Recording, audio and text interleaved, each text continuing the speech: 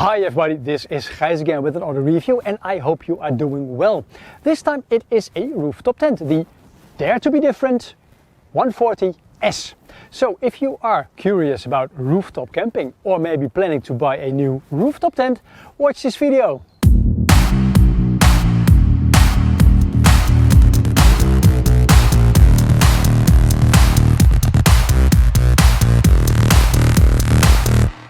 Welcome to the review of the Dare to be Different 140S. The Dare to be Different is a soft shell rooftop tent, and as you can see the cover is made out of a fabric. The other ones that I've tested previously, they were hard shell rooftop tents, basically big ski boxes where the fabric is mainly ABS or a polyester. The thing with the hard shell ones is that it is basically one long big box that is your bed, your sleeping area.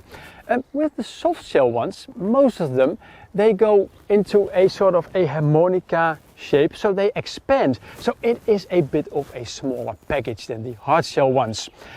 The cover itself, it is made out of a bisonyle, which is a very sturdy material that's often used in the covers for truck trailers.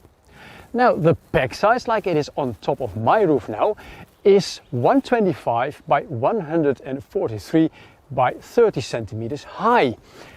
And it is in this case positioned that it opens into this direction. It doesn't really matter how you would like it yourself, because you can also get it to the other side of course, or open it to the back, so you have your back of the car basically covered like a little roof on top of your cooking area. Would be smart in my case, but with a narrow width of 125 centimeters, this one fits exactly onto my front runner roof rack. And if I take the 140 centimeter, it's going to be a bit wider. That goes out of my roof rack, and that's something I don't like, because sometimes when you hit a branch, that is not very clever. So that's why I position it this way. The total weight of the whole package is 61 kilos, and that is inclusive the leather. Now, let's get rid of the cover and I'll show you how to pitch the Dare to be Different. Before I start getting the cover off, let me tell you how the rooftop tent is connected to my roof rack. But that's quite hard to see. But the bottom of the tent is made out of a aluminium sandwich construction. And underneath here there are two long aluminium bars that go from the back to the front, or the other way around of course. And in this aluminium tube there are basically some brackets, and I've got some special front runner brackets as well to connect the rooftop tent to my roof rack. It's a very simple construction.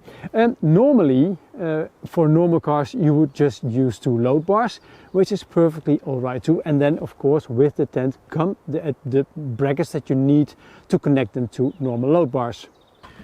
The first thing I have to do to remove the cover is get these straps off and loosen it. It's a very good Velcro, and there is a double D ring here, so that when the Velcro wears down during time, you can always use it together with a double D, and that's a very secure one.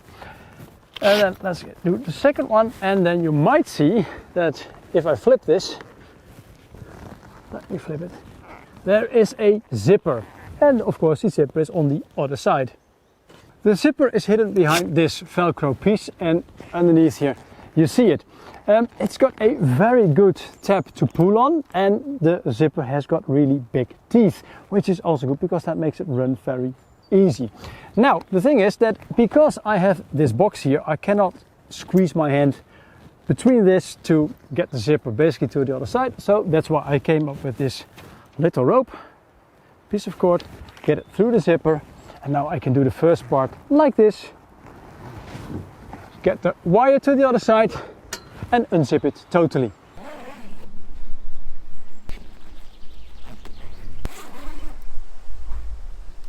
Well, that's everything unzipped. Now get the cover over to this side.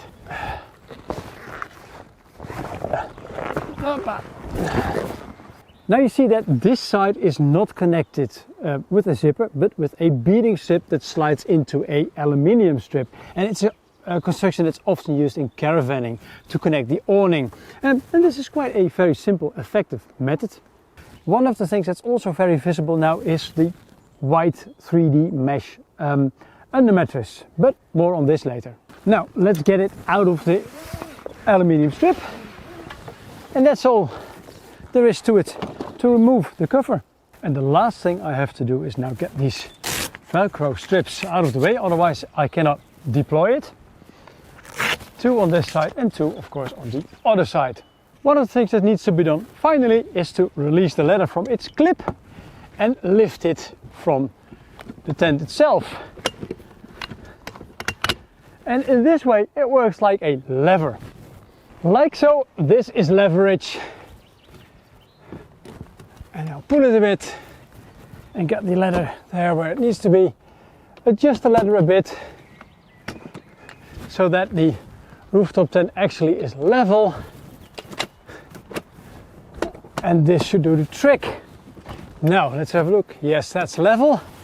Get the skirts down. And now it's just a matter of getting the awnings in place. Well, to get the awnings in place, I just have to release these toggles. There's one, and on the other side. And in my tent I have got these steel rods. That one goes into the ring, and this one goes into the aluminium base of the tent itself. And it's placed a bit sideways, so it really expands, puts pressure on the awning itself. There one. Well, that's one fixed. Now I'll have to do the others. So now all the awnings are in place except for one, and that's the one on that side, because that's where the big black box on my roof rack is. I would like to say something about the awnings itself. They shelter the entrance nice from the rain and also from the wind. The rods, they are made out of metal, and I've noticed that they are, well, quite flexible, but they also bend a little bit too easily and they don't get into their original shape again. And there is a jet fighter because there's an air show going on. Wow. Okay, let's continue. They bend a little bit too easy and they don't get back into their original shape anymore. And I think that's a little bit of a pity. Also, the rods, they don't have this V that I've seen on other rooftop tents. And this V prevents the rain dripping from the pole onto the fabric. Because the V goes and the rain goes like this. Now, there is a envelope construction in the fabric itself, which prevents the rain from touching basically the tent itself, which is of course good. Now, then the point where the pole enters the aluminium base. That's something I don't like, because this is metal and this is aluminium. And in due time, this will wear out. So what I would suggest, put a metal bushing in here, so it doesn't wear out the aluminium, or maybe put a little plate from metal over it, with the same result, of course. Now, I've said enough about the pole and the awning. Let's get inside the tent. Let me get the mesh out of the way. That's a good thing. Double doors with mesh on the inside. And of course, double zippers. Appakido. Now, you notice one thing immediately. It's my shoes. There's not a shoe pocket, so I have to put them a bit decent on the side. A shoe pocket is being manufactured at the moment, so that will be available when I am online with this video. Okay, now you see me crawling over these wires, trip wires. No, they are elastibands, and they are there to pull the tent fabric inwards. And that is done when you repack the tent again, that the tent fabric goes nice inside the tent and doesn't go poof outside. So that's the reason why this is here. So you can just remove this as soon as you are basically ready to get into your tent. But don't forget to put them on when you are packing again, because it happened to me a few times that I forgot about it, and then you'll have to do the whole thing again. Now let's talk about the interior space. The Dare to be Different 140S. The S is the small one, of course, and that means that it's 140 centimeters wide. Yes, on the outside. The mattress size, I've measured it, it's 135 centimeters wide, which is fine for two big adults. Even better is the length. It is 234 4 centimeters, which is really nice if you are only 1.70 meters, because then you've got some space to put some books if you're not moving around with the tent very quickly. So you can stay on one spot and get more stuff around you in your tent.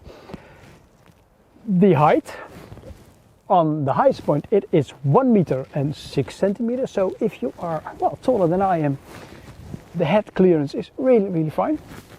Near the entrance it is a bit lower, because that is about this pole is 74 centimeters high. The entrance itself is a bit lower, because you have to take the fabric, of course, into account, and this height between the mattress and the tent fabric is 66 centimeters. And if you are tall, that can be a little bit on the low side. And if I'm not mistaken, I measured the width at 78 centimeters, and that's absolutely fabulous. Because of the width of this door, when you look like this and you lie down, you can really look nice outside your tent and have a look at nature. That's one of the best things I like about rooftop tents. And when the mesh is down, then you can still look through it, and you are really sheltered from the animals, because they don't have a clue that you are there. What is a bit a downside is that the awnings are low, so that when you're sitting upright in your tent, well, you can only see the grass basically in front of you, and you cannot really look at the horizon. And I've seen other rooftop tents where this is really different. But then the awnings, they shield the entrance very well from wind and rain, and that's of course why they are there. Yes, looking outside is great fun, but let's talk about the mattress. I've already mentioned the size, but I didn't mention the thickness, because it is 60 millimeters thick, and it's like a medium density foam. I really like it. It's not soft, it's not hard, it's a really nice average. Then what you can see is this also elastiband that holds the mattress together to basically, let me remove this, the mesh and the mattress, which I requested. The mattress itself, it's got a zipper. So yes, it's a cotton one, so you can clean it in the washing machine if it's dirty.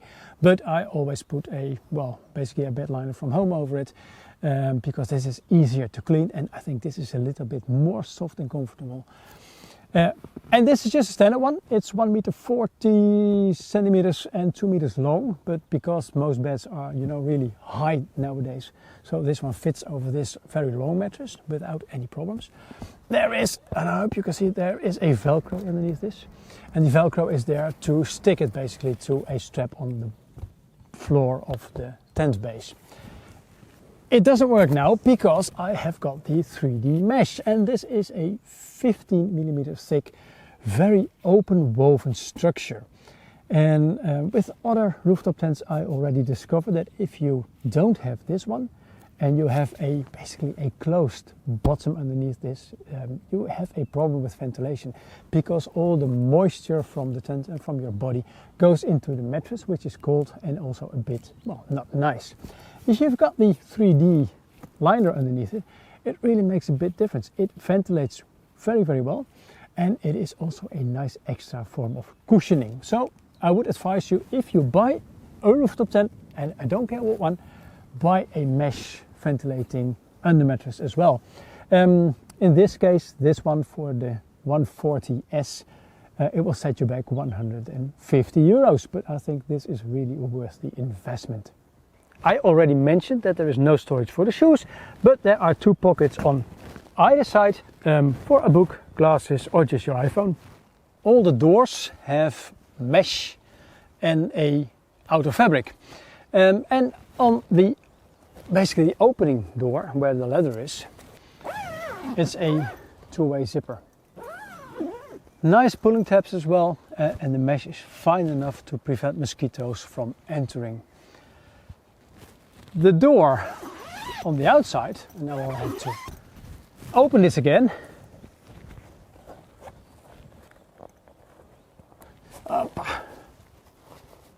Really nice stowaway points. The door on the outside has got these stowaway points as well, and it doesn't have a zipper that goes round, but it has 2 zippers that go on the outside of the fabric. And let me do this one first. You can do this from the inside. As you see, this is where the zipper goes. And you can also see that there is a really nice flap of material going over the zipper. So this is really a well secured door. Now the funny thing is that with the doors on the side, you've got the mesh on the outside and the tent fabric on the inside. And also the doors, they are basically upside down, or doors, let's call them windows. So you roll it down, which I think is pretty nice. Now you see this little triangle over here, and it's also on the other side. This triangle is a ventilation opening, which is also sheltered from the outside with some fabric. The thing is that it doesn't ventilate at all because of the folding into it. The ventilation opening from the outside is basically flattened, so it's really pressed together. But it might also be, let's say, a overpressure valve when you close the tent, that the air goes out through this one if you forget to open the openings. Because if you really pack the tent again, it's advisable to open basically, well, at least 1 or 2 doors so that the air can get out of the bellow. Let me tell you also a little bit about the tent fabric itself. As you can see from the outside, this is a 2-layer construction. There is a fly on top of the tent, and underneath this is the main fabric. The fly itself, it's made out of a ripstop polyester, which is a 420 deniers fabric, which is quite sturdy but still lightweight in relation to this one, because this is a 300 grams per square meter ripstop polyester cotton mix, and that means it is 65% polyester and 35% cotton. When people hear cotton, they always think that it is also breathable. Well, it is not, because on the inside of the main fabric, but also of the fly, is of course a PU coating, polyurethane coating, to make it 100% waterproof. Also, all the seams have been taped to make them waterproof as well. And I've looked at the manufacturing of all those tapings and of the seams, and it is really well done. The 140S that I'm testing here is the 2019 model. And one big difference to previous models is that the pole diameter has increased from 16 to 24 millimeters, which makes it a way more wind sturdy construction. Here are 3 poles. On the outside there are also 3 poles, but the poles on the outside, they are 60 millimeters. They support the fly construction. But the thing is, in comparison to a lot of other rooftop tents that look quite similar like this one, the poles have got a more, well, a tent-like shaped on the top, which I think is really nice. The poles, they are connected to a very nice stainless steel construction, and I will have to show you this a little bit more into detail. It is quite sharp, the stainless steel. It's a good construction, but what I don't like is the fact that the aluminium poles are connected with plastic connectors to the bolts and the steel. And for the durability, I really would like to see, well, that was metal as well. One of the things I like best about the Dare to be Different 140S is the ventilation and the condensation, or let's say the lack of condensation. I've been using this tent in the Alps with 5-6 degrees, and in, well, autumn summery conditions in the Netherlands with 24 degrees. And I did not have any point or trouble with condensation on the inside of the inner tent. And that's got a great deal to do with, of course, all the mesh that there is. If you close the windows, let's say halfway, because you want to sleep and have some privacy, there is still a lot of ventilation going on. What also helps, of course, is this double roof and the fly sheet, because what I noticed that when you have a cold morning, the condensation that occurs is only on the inside of the fly sheet, and that's where it's supposed to be.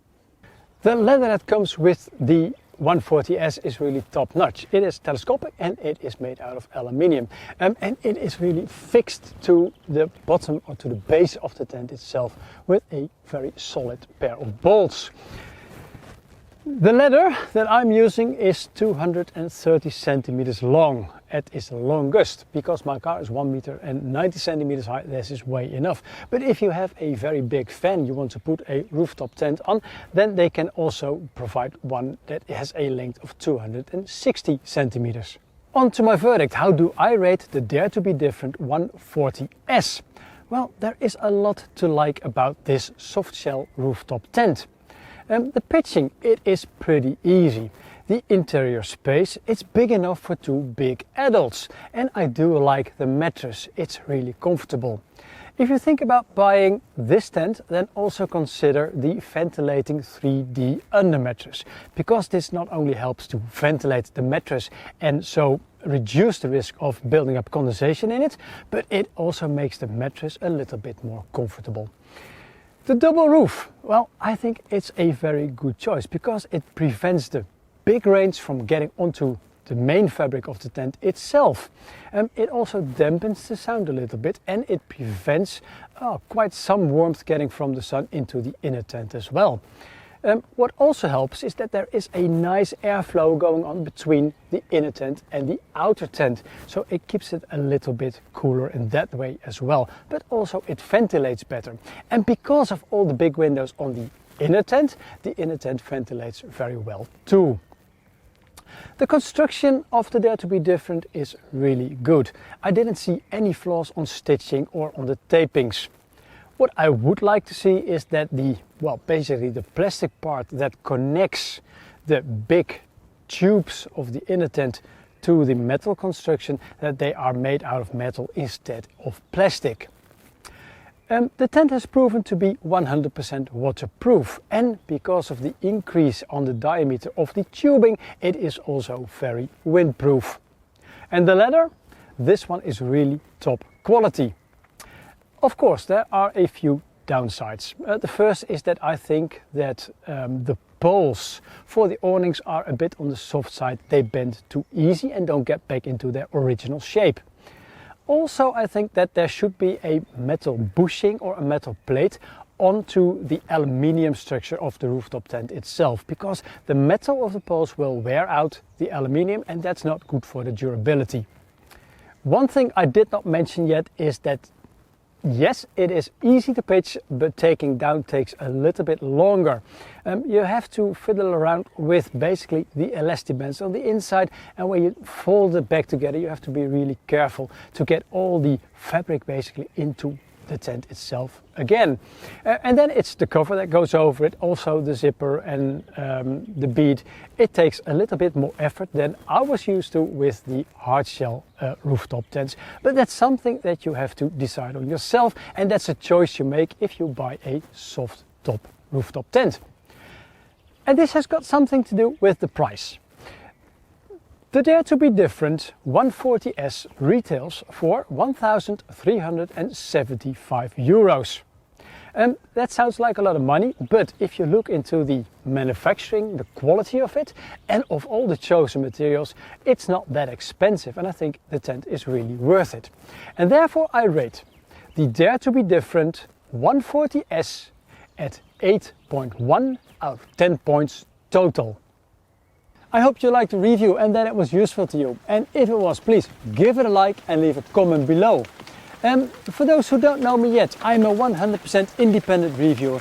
I'm not being paid for the reviews I make, and I don't have any affiliate deals and advertisements on my website. So if you value independent reviewing, please support me. Subscribe to my YouTube channel, follow me on Instagram, and like my Facebook page. And now it's raining very hard. Oh my god, I have to get my cameras. Please follow me. Enjoy the outdoors. Ciao, ciao. Ah,